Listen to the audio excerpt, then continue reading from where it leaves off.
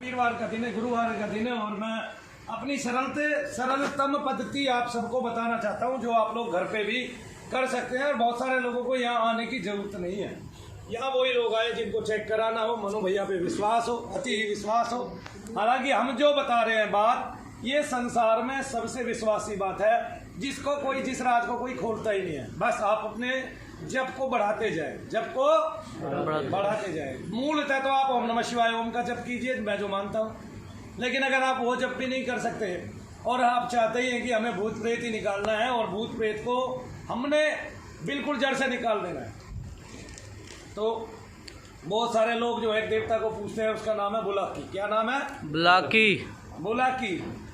लेकिन जो इस तरह से उसको पूजते हैं वो देवता तो कहलाता है, ठीक है ना, और लोग उसको मानते भी हैं। लेकिन ये लोग मानने वाले वही हैं जो लोगों को दुख देना चाहते हैं, लोगों को कष्ट देना चाहते हैं। और बुलाकी की लोग साधना भी बताते हैं, करवाते भी हैं, दारू चढ़वाते हैं, मुर्गा मच्छी मांस सब चढ़वाते हैं, और कोई लड्डू भी उस पर चढ़ाता है। लेकिन लड्डू के साथ साथ भी दारू देते हैं, ठीक है ना। वो दारू पी के नशे में आता है देवता और वो ऐसे करता है ना, आप लोगों को कष्ट प्रदान करता है। तो ऐसे ऐसे देवताओं को निकालने के लिए भी जब कोई भक्त उसका बलि देके, खून की बलि देके, रक्त की बलि देके या किसी अन्य बलि को देके अपने किसी देवता को आपके शरीर के अंदर प्रविष्ट करा देता है।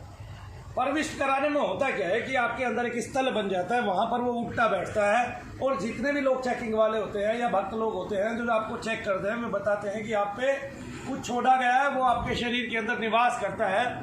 और जो छोड़ा गया है, जो निवास करता है, कोई भी वीडियो बना सकता है। मैं ये छूट दे रहा हूँ भाई, अभी के लिए, आज के लिए मैं छूट दे रहा हूँ कि कोई भी वीडियो बना सकता है, क्योंकि हम जो बता रहे हैं वो समाज के कल्याण के लिए बता रहे हैं। तो मेरे साथ सबसे पहले तो बोलेंगे ओम नमः शिवाय ओम नमः शिवाय ओम नमः शिवाय ओम। जब आप ओम नमः शिवाय ओम का जप करते हैं, ये बड़ा ही गूढ़ हो जाता है ओम आगे लगाने से, ओम पीछे लगाने से।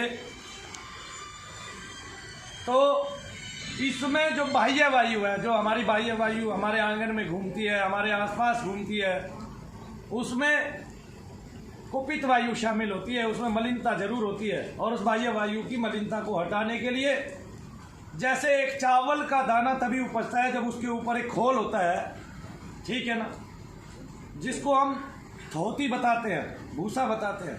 लेकिन उसके बगैर कभी कोई पौध चावल की बनती नहीं है।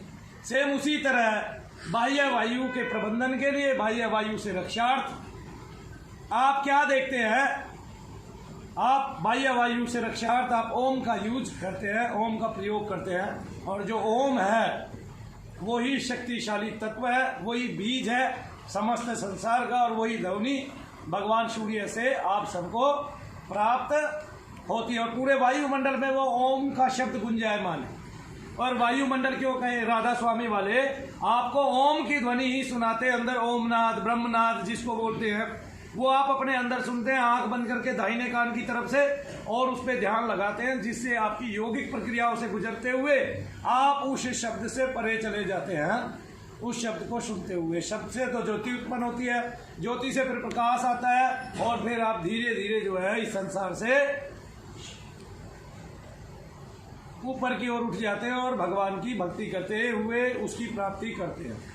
लेकिन वो प्राप्ति तभी संभव होती है जब हमारा शरीर स्वस्थ होता है। क्या होता है? शरीर स्वस्थ। तो हमारे मंत्रों के संयोजन में हमने कुछ देवताओं को जोड़ा और पाया कि जैसे यहाँ पे सबने हाथ उठा लिए कि हम आए और हमें लाभ हुए, ऐसे समस्त संसार अपने आप लाभ लेना जाने। तो पहली प्रक्रिया मैं बताता हूँ आपको। आप मेरे साथ एक मंत्र का जाप करेंगे, 2 बार 3 बार मैं बुलवाता हूँ आपको, आप बोलिए ओम मम काम मम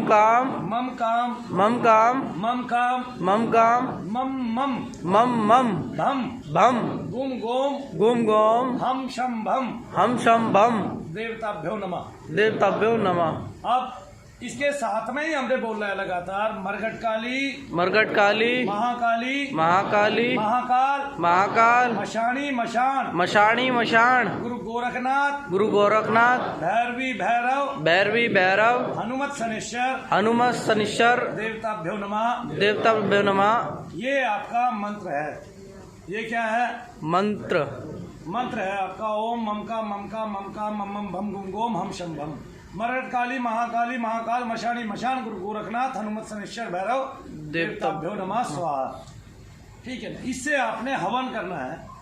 जो बीमार है, अब जो आपके घर में बीमार है उसके ऊपर से आप सामग्री लेंगे, घी लेंगे और उसके ऊपर से घुमाएंगे अपने मंत्र का जाप करते हुए। लेकिन इस मंत्र को आपने रोजाना जप करना ही करना है, आधे घंटे तक।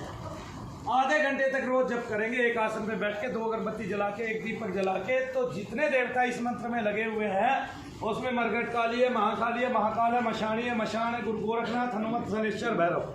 हनुमत शनिश्चर भैरव क्यों लगे हैं? क्योंकि हनुमान जी से इस तरह के जितने भी देवता हैं और उन देवताओं के साथ रहने वाले जो प्रेत हैं उनमें कंपन आता है और वो बहुत जल्दी शीघ्र हमारे शरीर से बाहर हो जाते हैं। और जब उसके शरीर से, सबके शरीर से बाहर हो जाते हैं, ये प्रक्रिया मैं केवल आपको नहीं सुना रहा हूँ, केवल महाराज जी को भी सुना रहा हूँ और समस्त जगत के सभी संतों को, भक्तों को ये प्रक्रिया मैं बता रहा हूँ कि वो एक अलग प्रक्रिया आजमाने की बजाय मनु भैया की प्रक्रिया आजमाए। और जो ये मनु भैया की प्रक्रिया आजमाएगा वो संसार में जानेगा कि मनु भैया ने संसार को क्या नया आयाम दिया है। सबसे पहले तो हमने आपकी मुट्ठी में आपके प्रेत को, आपके पितृ को, आपके मलिक देवी देवता को लाके दिखा दिया।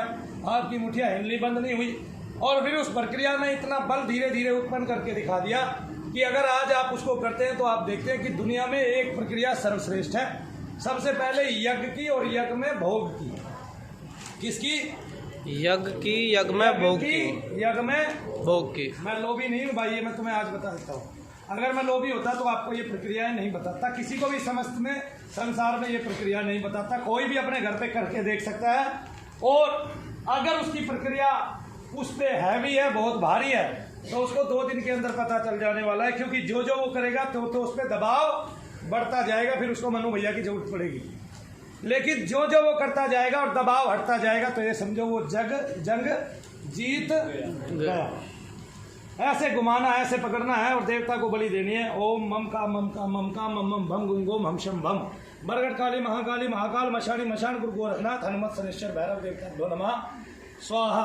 तो ऐसे बलि देनी है, ऐसे कम से कम 7 बार घुमाएं। लेकिन अभी जप ना छोड़े, जप करते रहें और उसी जप के करते करते घी में सामग्री मिलाएं और लकड़ी जलाएं और अपना हवन कर डालें। क्या कर डालें? अपना हवन कर डालें। इस तरह हवन करने से क्या होगा? आपने अपने ऊपर से वार के जो बलि आहुति दी है उसको देवता स्वीकार करेगा, क्योंकि देवता का काम है आपका भार ग्रहण करना। और आप जब पुकारेंगे देवता को भोग देंगे तब आप सुरक्षित होंगे और आपके ऊपर जितनी अलाय बलाएं हैं वो सारी की सारी दूर होती चली जाएगी। अब इसमें गूढ़तम क्या है? अब इसमें गूढ़तम यह है कि क्या आप पूर्ण स्वस्थ हो जाएंगे? हाँ। कब? जब आपको केवल 7-8 साल से बीमारी है, पीछे कोई लगा नहीं हुआ है, या 10-15 साल से भी बीमारी है और आपका पितृदोष भी है और पीछे कोई लगा नहीं हुआ है करने वाला। क्या नहीं लगा हुआ है? पीछे कोई करने वाला, पीछे कोई करने वाला लगा नहीं हुआ है। तो क्या होगा? आप बहुत जल्दी फ्री हो जाएंगे। क्या होगा? बहुत जल्दी फ्री हो जाएंगे। आप अपने घर पे हवन करते रहेंगे और बहुत जल्दी फ्री हो जाएंगे। आप देखेंगे कि आपका बहुत कम समय लगा, बहुत कम पैसा लगा और आप अपने घर पे ठीक हो गए। कितनी बड़ी बात है। लेकिन अगर आपके पीछे कोई करने वाला है और आपकी समस्या प्रगाढ़ है और आपके घर में कोई क्रिया करने वाला अन्य बचा नहीं हुआ है, कि जो क्रिया करने वाला था आपके ऊपर से घुमाने वाला था, आप एक दूसरे के ऊपर से घुमा के देख सकते हैं। आपको वजन बढ़े, आपके घर में घोड़े फुंसी होने लगे, किसी को खाज खुजली होने लगे और निद्रा में बाधा आने लगे, आप व्याकुल हो जाएं, बेचैन हो जाएं, या तो बहुत ज़्यादा आलस्य आपके घर में उत्पन्न हो जाए या फिर जागृत अवस्था आपकी आ जाए, ऐसी अवस्था आ जाए कि आपकी बेचैनी बढ़ जाए और आपको नींद ही ना आए रात दिन। ठीक है। और नुकसान पे नुकसान होता चला जाए, सोचने समझने की शक्ति जो है वो लुंज हो जाए, अवकुंठ हो जाए, आपकी ये धारा जो है वो खो जाए बुद्धि की। आपका विवेक जो जागृति में था वो बंध जाए, आपको पता चले आपके शरीर के भार बढ़ गए हैं, आपकी सोचने समझने की शक्ति कम हो गई और आपके अंदर व्याकुलता बढ़ गई है। बहुत ही गूढ़ बात बता रहा हूँ, ध्यान से सुनना। अभी मैंने इस मंत्र का आपको न्यास नहीं बताया, न्यास मैं अगले पल बताऊंगा, यानी कि अगली बार मैं बताऊंगा। पहले इतना आपने करना सीखना है, इतना कर करके घर में देखना है। जो आज यहाँ क्रिया करा के जाएंगे, जो आज यहाँ पूछ के जाएंगे, वे भी अपने घर पे हवन करेंगे। वो सामग्री चाहे यहाँ से ले जाए चाहे वहाँ से ले लेना, लेकिन सामग्री कम से कम ऐसी हो जिसमें थोड़ी बहुत सुगंधी आ सके, अच्छी से सुगंधी आ सके, ठीक है ना। आम की लकड़ियाँ ले लेना या पीपल की लकड़ियाँ ले लेना या बाहर से कहीं से भी हवन की लकड़ियाँ ले लेना, ठीक से जलाना उसको और हवन करना। हवन करने से पहले आप अपने गुरु का ध्यान करते हुए हवन में आहुति डाल सकते हो। ओम गुरुदेवेभ्यो नमः स्वाहा, है ना। आप अग्नि देवता को प्रसन्न करने के लिए ओम अग्नि देवताभ्यो नमः स्वाहा, ओम अग्नि देवताभ्यो नमः इदम अग्नि देवताभ्यो नमः स्वाहा, या अग्नि देवता को प्रणाम करते हुए, फिर अपने गुरु को प्रणाम करते हुए, अपने इष्ट को प्रणाम करते हुए, फिर इस मंत्र का जाप करते हुए आप अपने ऊपर से वारते हुए और वो कर सकते हैं। स्थान देवता को, वास्तु देवता को, ठीक है ना, और पंच प्राण देवता को आप नमन कर सकते हैं। ब्रह्म देवता को आप नमन कर सकते हैं, स्वाहा कर सकते हैं। तो जब आहुति आप दें तब स्वाहा बोलना जरूरी हो जाता है, क्योंकि आप भोग दे रहे हैं ना। तो देवता आपका भोग ग्रहण करेगा, आप देखोगे आपकी समस्या का निदान होता जा रहा है, आप हल्के पड़ते जा रहे हैं। अगर हल्के पड़ते चले गए आप अपने घर में तो बिल्कुल ठीक आप हो जाएंगे। और ठीक होने के बाद भी कई बार क्या होता है, प्रेत कट जाता है आपकी, फिर व्याकुलता बढ़ती है, दर्द बढ़ते हैं आपके शरीर में, खुजली बढ़ती है, तो समझे घर में पितरों की समस्या भी अभी बाकी है। और पितरों के लिए तो फिर आपको मैं जब न्यास बताऊंगा तो फिर ये बताऊंगा कि फिर पितरों को शांत कैसे करना। वैसे तो आप बोलते क्या है कि शनिदेव महाराज या जिस भी देवता से हम प्रार्थना करते हैं उससे बोलते हैं।